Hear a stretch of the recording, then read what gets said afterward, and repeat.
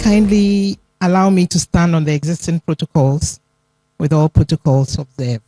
I'd like to extend my heartfelt congratulations and appreciation to the Vivo Energy Ghana team, including Messi Amwa, Head of HR, and Shirley Tonikum, Corporate Communications Manager, for their groundbreaking ShePower initiative, which not only won the prestigious Vivo Group Award, but is also transforming the narrative for women in the energy sector. Indeed, it takes one woman to make a difference for others. Thank you for inviting me to speak at this incredible event and for being part of such an empowering movement. I stand before you today not just to speak, but to challenge the very way we think about women roles in society, especially in industries and fields that have long been dominated by men. Because let's face it, there is a serious issue at hand.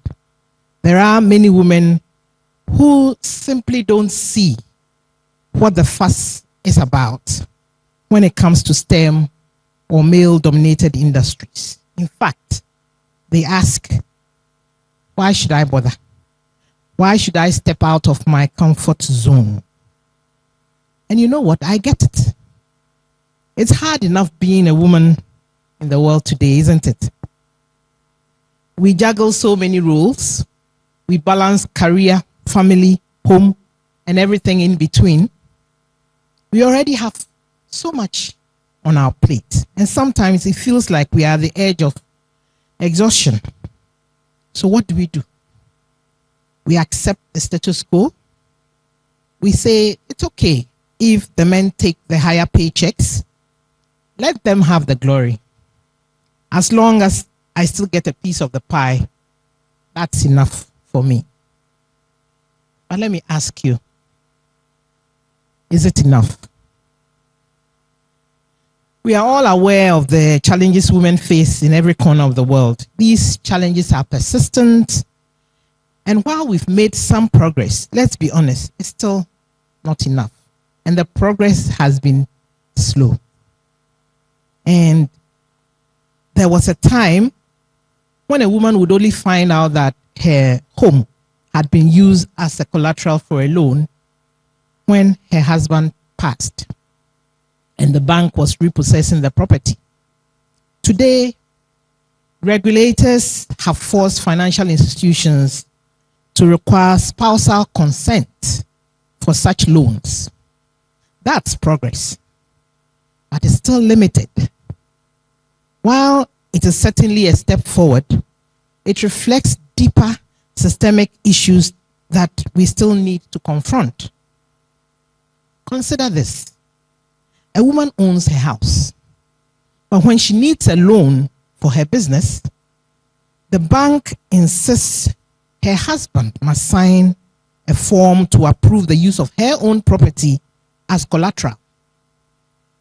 This illustrates a fundamental issue: equity versus equality. If she is not on good terms with her spouse, as is often the case in these days, how is she supposed to get that signature?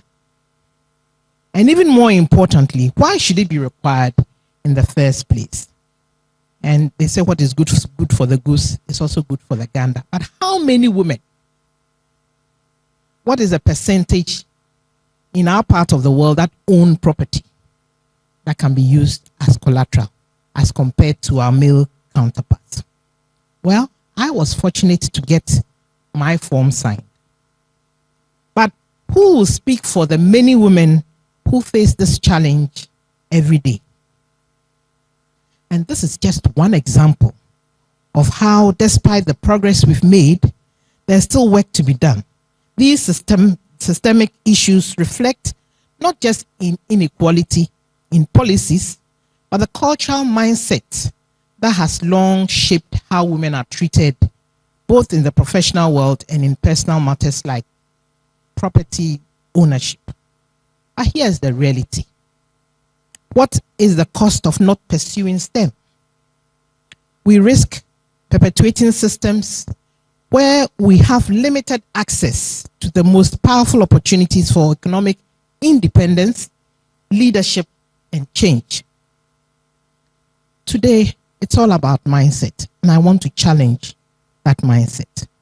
The question we must ask is not, why should we get involved in STEM, but rather, why shouldn't we?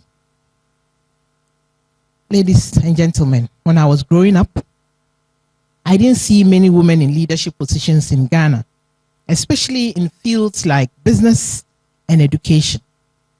But I was determined to carve my own path.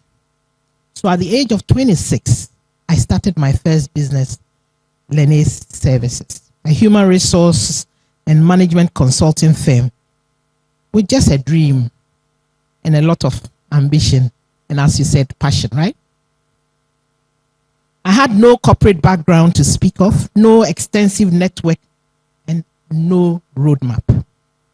But I knew I wanted to create opportunities for other women and make an impact in the HR space in Ghana.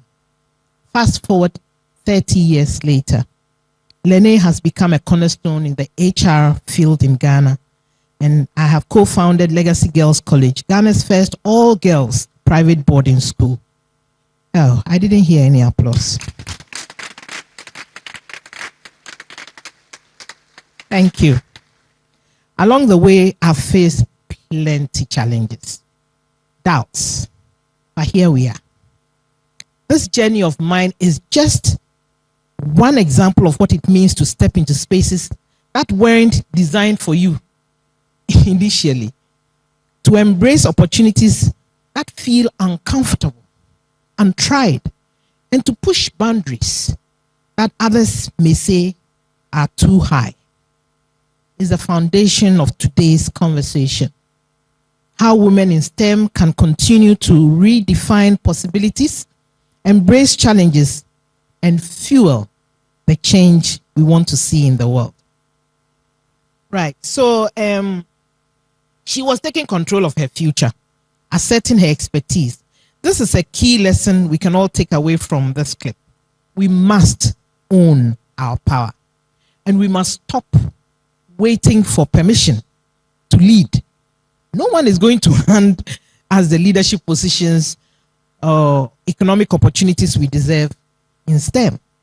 We must step forward confidently, claiming the spaces that we belong in and making sure our voices are heard.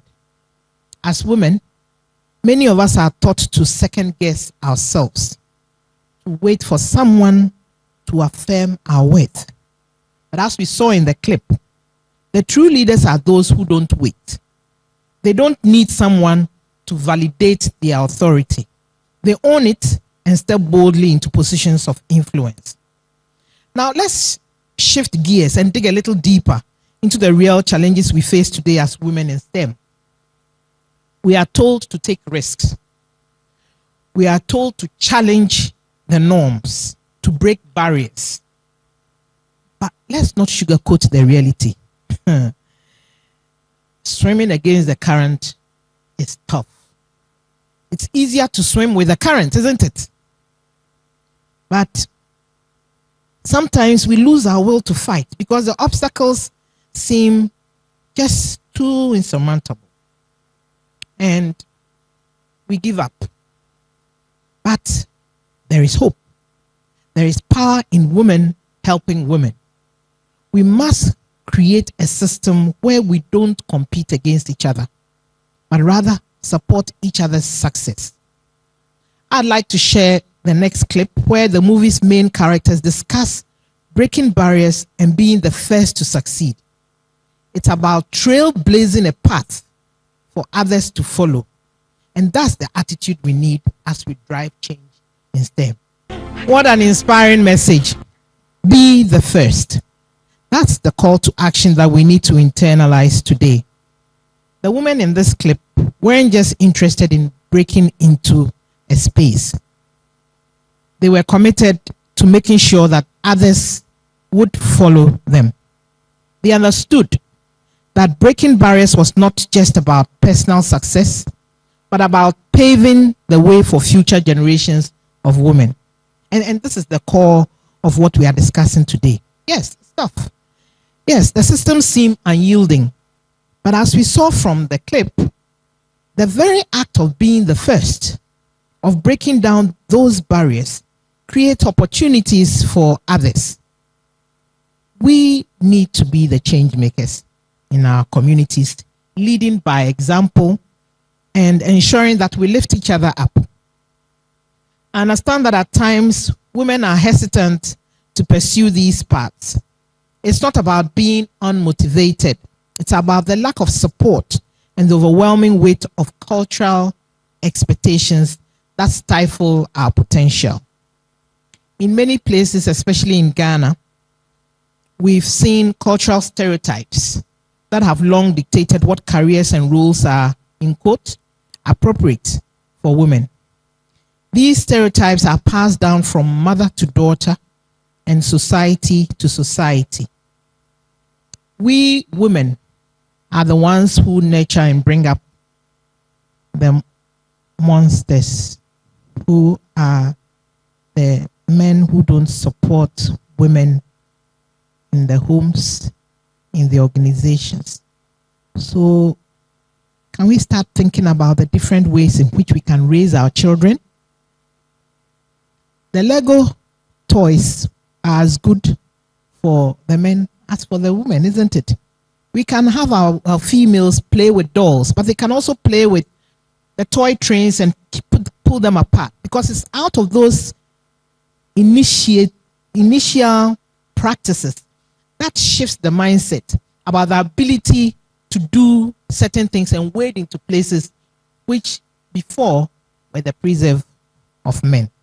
So I like to encourage ourselves, women, to do better and raise our boy child differently so they become champions, and get the women to understand that we can be all we want to be. Because a lot of the times we also feel that there's something that we don't have. It's usually called the imposter syndrome. And a lot of us women face it. It's as if we don't belong and we are not good enough, because we've heard it over and over again. When descriptions are being made about a man and a woman in the same kind of environment, they will tend to add adjectives that show that we are more, okay, so the beautiful ladies in this room, I mean, why can't you just say the ladies in this room? Why do you have to add all those things? I remember I was in a board meeting when they were talking about flexi times when we could have board meetings. I was the only woman on the board, and when they were giving examples of what the men could do in their free time, and they were talking about men going to talk about drawings and meetings, but we will need time to do shopping, you know. And you just wonder. So you hear it so many times, you believe it. That we don't have the IQ to study maths or to learn physics. We forget that the way they are being taught, of course, is the male teachers, male physics and math teachers that dominate. A lot of the time, we have very few female teachers. And I have a problem with legacy girls getting women, female role models to come and teach physics, science, maths, because you know what? The few that are in the system are married. And guess who doesn't want their beautiful wives to come to Akuse? We need an exit to be able to move. Married women. You ladies here, we also have an opportunity to choose who we marry. Be very wise in your choice of the male partners.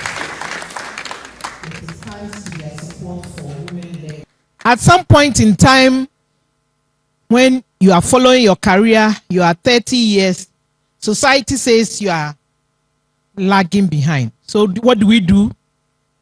Don't go me, don't go me, don't me. Reduce to clear, reduce to clear.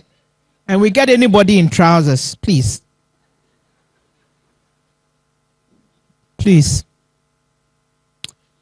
Many of us, when stepping into leadership roles or entering male-dominated industries like STEM, we feel like frauds. We are only supposed to be doing anything else apart from being in STEM, even when we've worked hard to get there. Doesn't it happen to you? Yeah. Today I reprimanded somebody, I won't mention her name, and told her that she shouldn't say she won't live up to expectation, because that is the imposter syndrome rearing its ugly head. So we shouldn't allow that inner voice to silence our potential. Now, how do we foster women's empowerment? Empowerment means giving women the tools to build their own success. Access to education, economic resources, leadership roles, and platforms for education. I know that education is the foundation of empowerment. And leadership is the ultimate frontier of empowerment. And women must be represented at the table. We want to be at the table where decisions are made. Because if we don't present ourselves, the decisions will be made for us by people who do not understand the way we feel about things. You know, the way policies will be done for us, which may not be suited for our well-being. So we must be there to influence.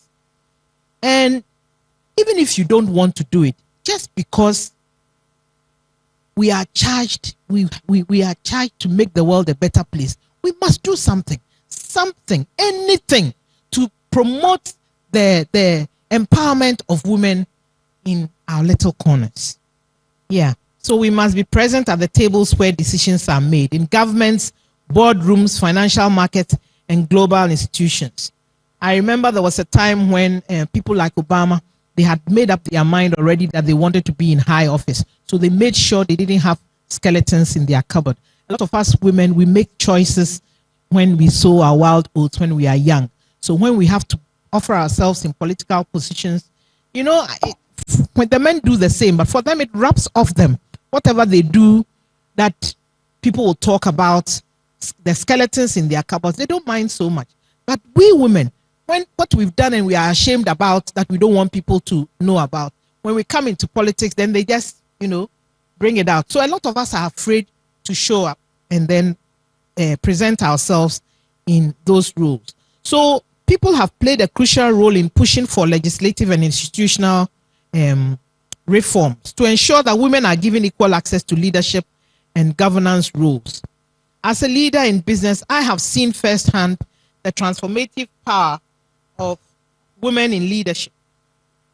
When women lead, businesses perform better, economies grow, and societies prosper. Thank you. To help make this shift, we must start by resetting our mindset. It's time to challenge those cultural stereotypes, those internalized beliefs that limit us. As women, we need to see ourselves as agents of change, not just participants in the system, but the architects of new possibilities. So I'll end by sharing my story, because this change doesn't happen overnight, and it requires mentorship, support, and a reimagining of what is possible. Nowadays, the mentees want to be chased. As a mentee, you have approached a mentor to help you develop, and then after the first meeting, you go to sleep. And now the mentor is the one chasing. We need to have a change in mind and change in attitude. So my story, when we decided to start a school for girls, we were very hopeful that we would get funding. And everywhere we went for help, venture capital, banks, believe me, ladies and gentlemen, we went everywhere. I'm a firm believer of 100% of zero is zero. And so that business model, I really aspired to. But wherever we went, they wanted us to start the school first. and come for help later. How do you do that when you don't have money? Nobody seemed to believe that we didn't have the wherewithal. I mean, it's crazy, isn't it, to say you are starting a school when you don't have what it takes to do anything like that. Well, there was one country director of IFC, a woman called Mary Jean, who was so sold out on our passion. Passion again, right? She was so sold out on our passion that she supported us. This is a testimony to the faith she had in us. And I'm sure she is thrilled about the legacy and the brand and the quality of our products in only 10 years. It takes one woman to make a way for other women.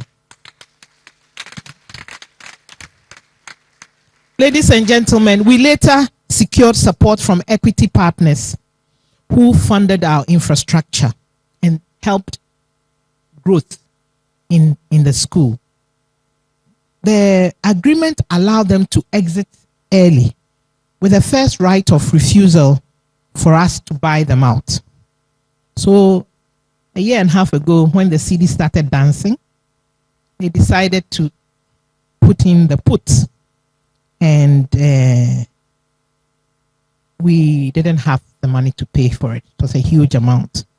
So the agreement said that if we couldn't afford to buy their shares, they could sell to anyone.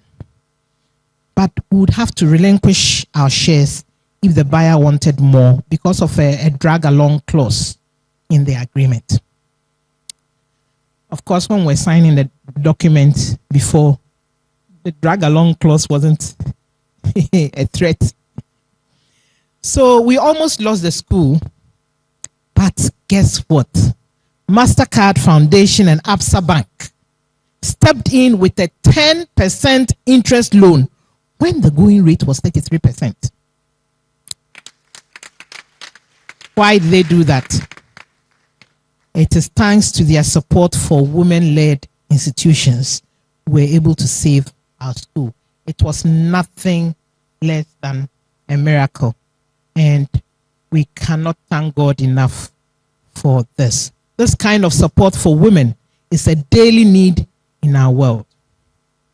Ladies and gentlemen, as I take my seat, if you forget everything I said here today, remember 4 points. And ladies, this is key. Confidence and leadership.